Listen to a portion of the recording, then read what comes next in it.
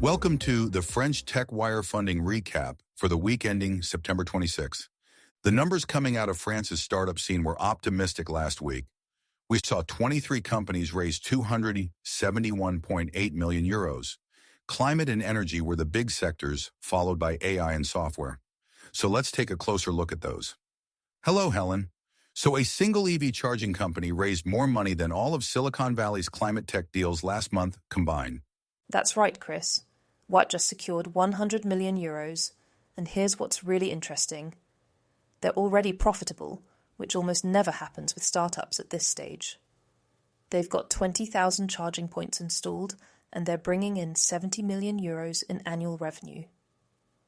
You know what surprises me about that? Most EV charging companies are burning through cash, but it sounds like they've cracked the business model.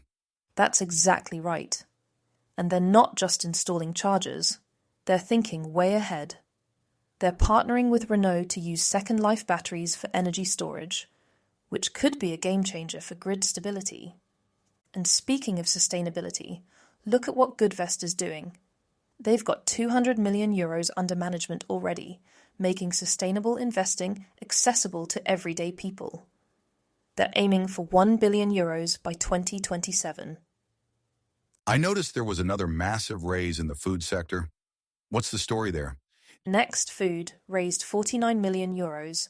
And get this, they're not just making another veggie burger.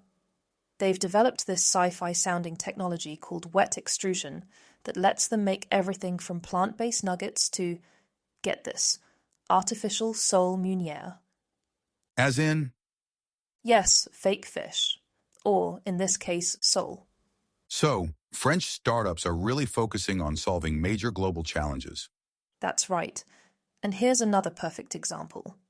Lithium de France just raised 40 million euros for this brilliant dual approach. They're extracting lithium for EV batteries, while simultaneously providing geothermal heat to local communities. It's like getting two solutions for the price of one.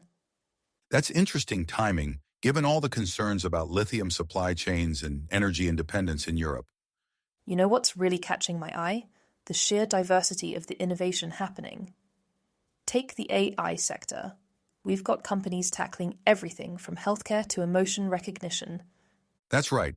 Like Kikleo is using AI and cameras to tackle food waste in restaurants, or Chat 3D turning 2D images into 3D models instantly. It's this convergence of technologies that's creating entirely new possibilities. Of course, it's no surprise that AI continues to be the hot sector. What else did we see this week? There's this company called Juisci that's using AI to help doctors stay on top of medical research. They've already got 200,000 users across 60 countries. Then you've got Vocca creating AI receptionists specifically for healthcare, and Rippletide working on preventing AI hallucinations in enterprise settings. Anything else notable? There weren't just Paris-based companies.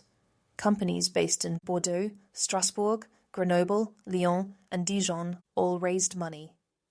Like Igonogo in Grenoble, they're doing this wild combination of neuroscience and AI for emotion measurement in marketing. On the other hand, Gigi and Rippletide are using their money to get to San Francisco. And then there's Futurail, which is Franco-German and working on autonomous trains.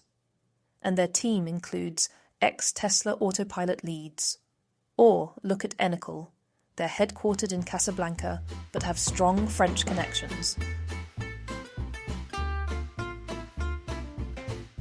Okay, that's a wrap for this week. We'll see if this is a sign that French startups are getting their funding mojo back or not. We'll be back for more next week. Thanks for tuning in.